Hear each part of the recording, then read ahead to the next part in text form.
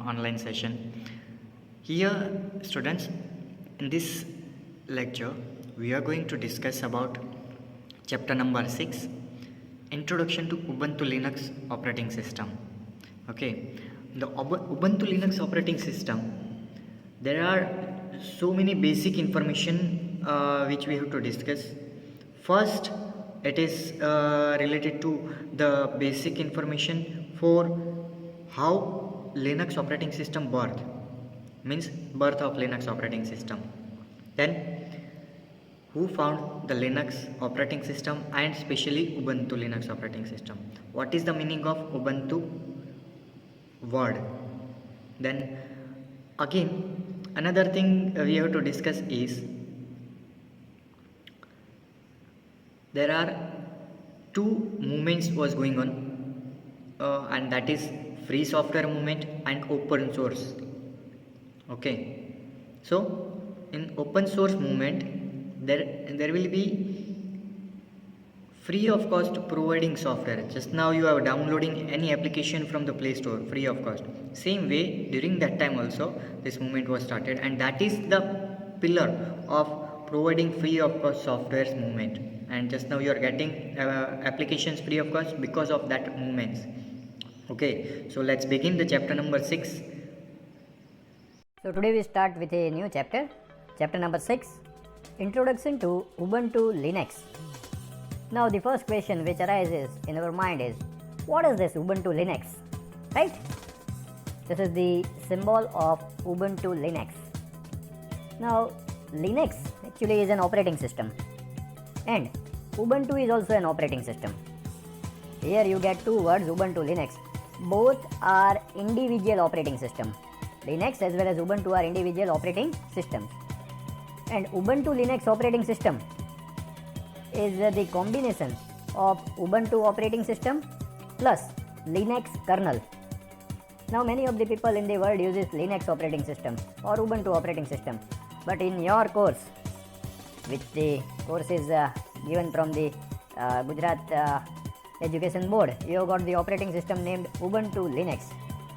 Now in this chapter we are going to learn about Ubuntu Linux, and also going to get the introduction to some other operating systems such as Unix, GNU, Linux, Windows, Apple, etc.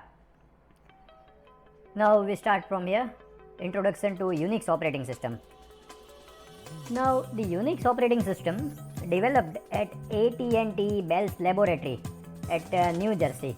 This was the first operating system which was developed, a free type of operating system. Before this also Windows was there, and this was developed at AT&T Bell's laboratory.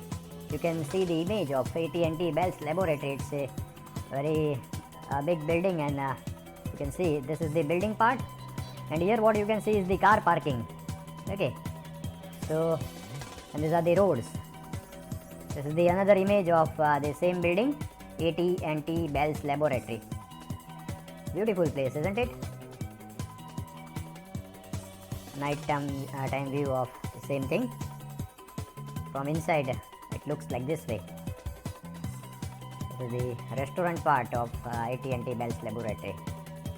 Now the key persons involved in the development of Unix operating system were Ken Thompson, Dennis Ritchie, Brian Kernighan, Douglas McElroy, and Joe Osana.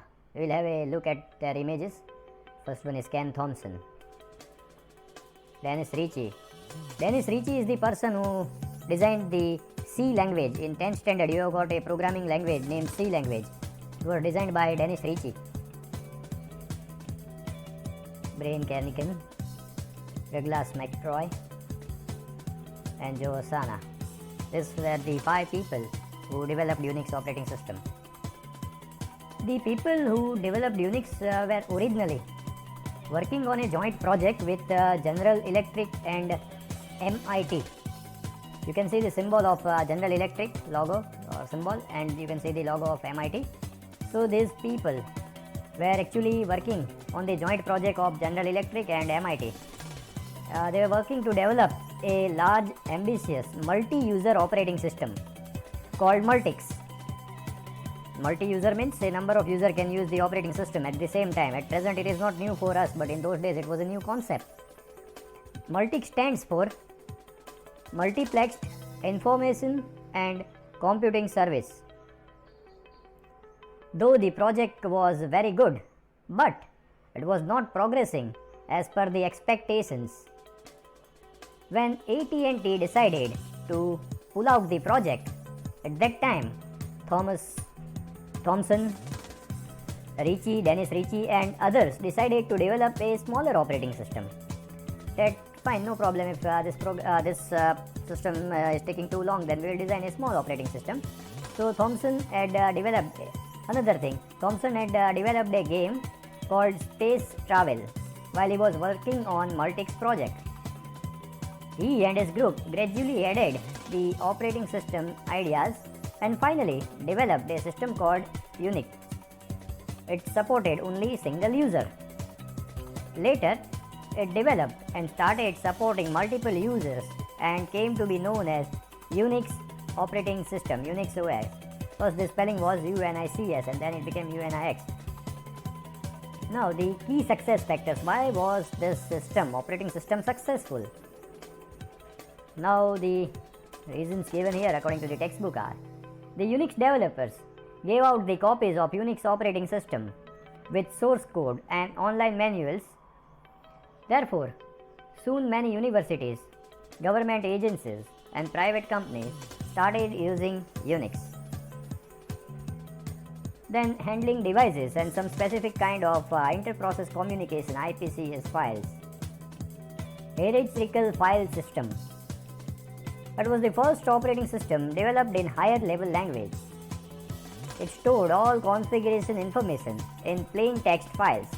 At present also you just try to remember whenever you want to install any program in your computer and you have brought that program in your pen drive, then you will get a text file named license or readme or so many files are there. So those are text files which stores the configuration information in plain text. Then one more factor was employing a huge number of software tools. Because of these all things and because of the success, Dennis Ritchie and Ken Thompson was awarded the Turing Award, which was considered to be the Nobel Prize of Computing. It was given in 1983.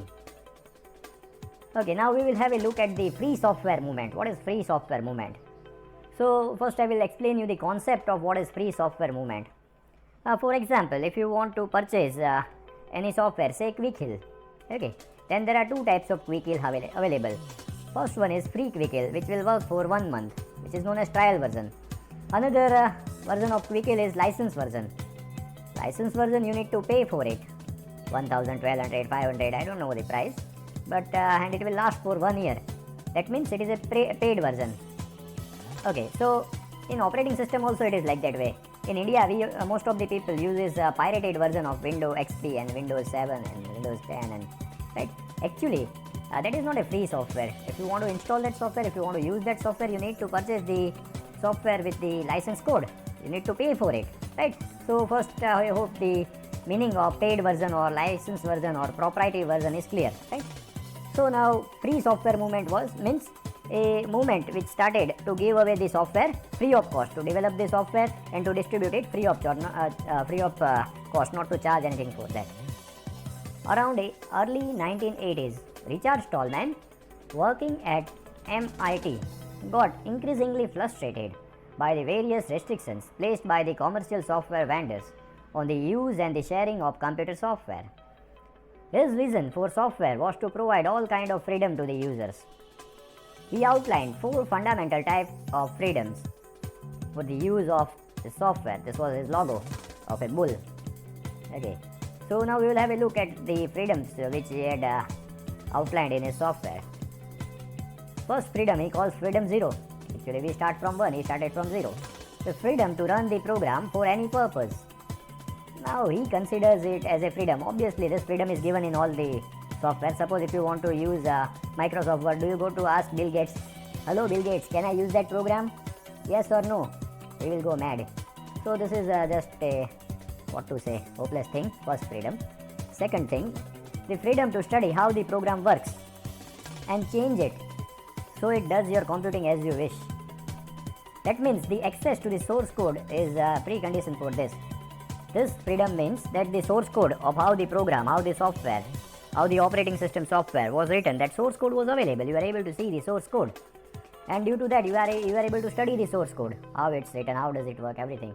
And if you are a software designer, you can also make some changes. Okay, here it's given and you can change it so it does your computer as you wish, but you will spoil your computer. This is not useful to all the users. Then next freedom is the freedom to redistribute the copies so that you can help your neighbors. Means at present we are talking about the license version. Now if you got a license version software with you, you cannot give it to your neighbors. If you give the copy to your neighbor, he will require another license key. The same license key will not work here. Well, this was a free software, so you can give it. Then the freedom to distribute the copies of your modified versions to others. So these were the 4 fundamental freedoms outlined by Richard Stallman. Richard Stallman started the GNU project in 1983.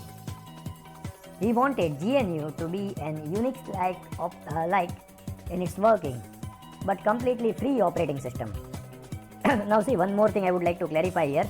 In your textbook, it is given that Unix was a free operating system, but it is a wrong. Many of the things which is given in the textbook is wrong. I don't know the genius authors from where they have collected wrong information and given you. I have searched in Google. Unix was not a free operating system. So this person wanted GNU to be like Unix, but completely free operating system. To show that GNU is not non-commercial, he chose the name GNU stands for GNU is not Unix. By free, he meant all the freedoms mentioned above.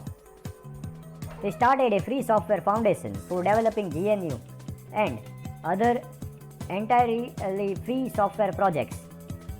By 1990, he and his volunteers created most of the major components, including the compiler, shell, and libraries.